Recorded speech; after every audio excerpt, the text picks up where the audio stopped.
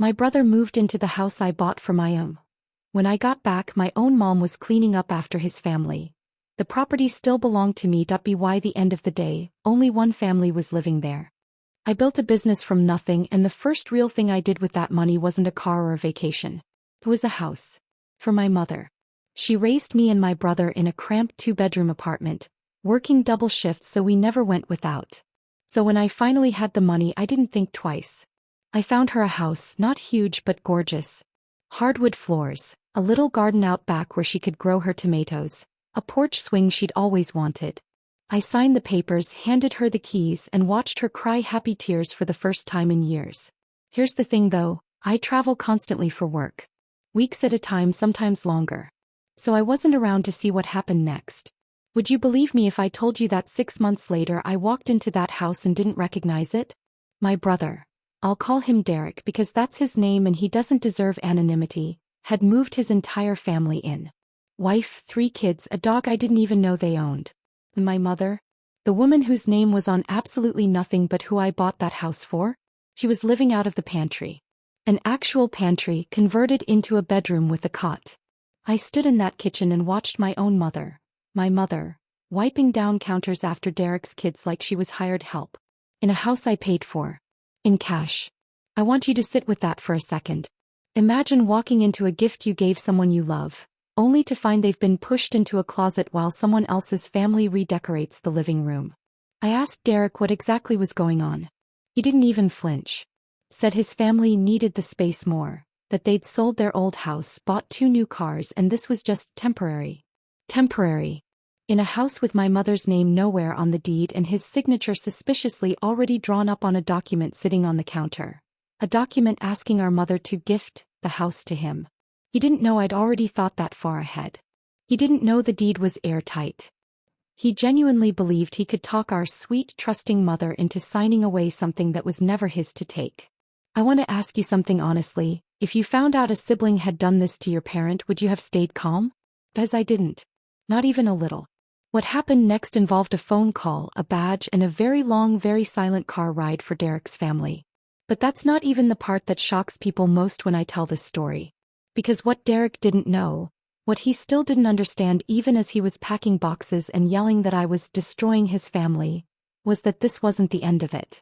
This was just the beginning of him finding out exactly what happens when you underestimate the person who actually holds the paperwork. I'll tell you exactly how that played out. But first, I really do want to know what you'd have done in my shoes. Type it below, I read every single one of them. Let me back up for a second and give you the full picture because it gets messier before it gets better. My mother's name was Carol. Derek's wife was named Whitney, and their 3 kids were loud, sweet, chaotic. Not their fault at all what their father was doing. I want to make that clear. This was never about punishing kids for their father's greed. When the police showed up, Derek tried to flip the whole situation. Told the officers this was a family misunderstanding, that our mother had invited them to stay. Except Carol was standing right there, arms crossed, and she said, calm as anything, I did not invite anyone. I've been sleeping in a pantry for 4 months. You should have seen Derek's face. He turned to her like she'd betrayed him. Like she owed him silence. Here's a question for you. How do you think it feels to hear your own mother finally say the truth out loud, after months of her protecting someone who wasn't protecting her at all? For me, it felt like relief and heartbreak at the same time. Derek didn't go quietly. He stood in the driveway yelling about how he'd sold his house, how he had nowhere to go, how I was choosing money over family. I let him finish. Then I told him something he clearly wasn't expecting, that the deed had never been in Mom's name to begin with. It was in a trust. My trust. Because I'd worked with a lawyer from day one specifically so nobody could pressure her into signing it away. That paper on the counter, the one he'd already drawn up for Mom to sign? Worthless. He'd been trying to steal something that was never hers to give. The look on his face when that landed, I won't forget it. Whitney grabbed the kids, Derek grabbed his pride, and within the hour their moving truck, the one they'd apparently already rented assuming this would go smoothly, was packed and gone.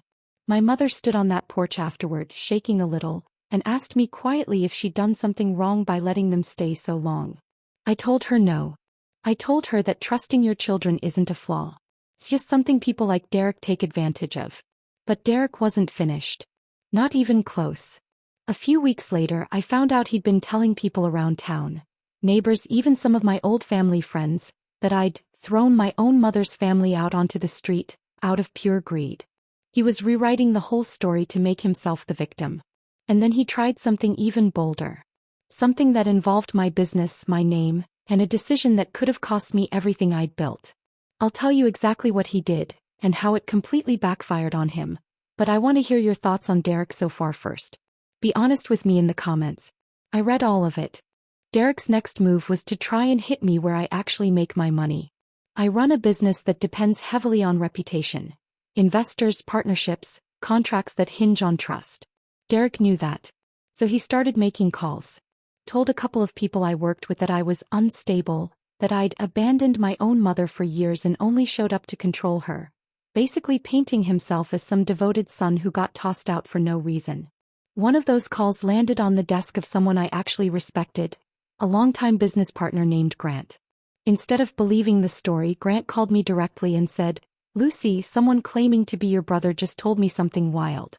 I figured I'd hear it from you first." That's loyalty. That's the difference between someone who actually knows you and someone spreading noise. I told Grant the truth plainly, no exaggeration needed. He believed me instantly, partly because he'd met my mother before and knew exactly the kind of woman she was. Kind. Humble. Not the type to be controlled by anyone. Derek's plan didn't just fail. It backfired hard. Word got back to him that people weren't buying his version, and for the first time since this whole mess started, he went quiet. A month later, he showed up at my mother's house. Alone this time. No Whitney, no kids, no attitude at the door. My mother called me before letting him in and I told her, "Let him talk. You deserve to hear him say it." He apologized. Really apologized. Not the deflecting kind, the kind where his voice actually cracked. He admitted he'd let his pride and his money problems turn him into someone he didn't recognize. He said watching his own kids ask why grandma was living in a pantry was what finally broke through to him. I won't pretend everything healed overnight. Trust like that doesn't just snap back into place.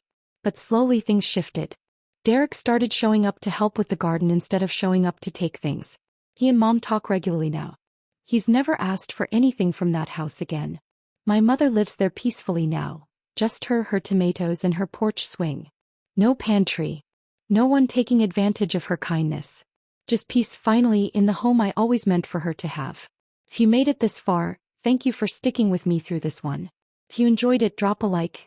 It really does help. And if something about this story didn't sit right with you, or you'd have handled it differently, I genuinely want to hear it in the comments. Thanks so much for watching.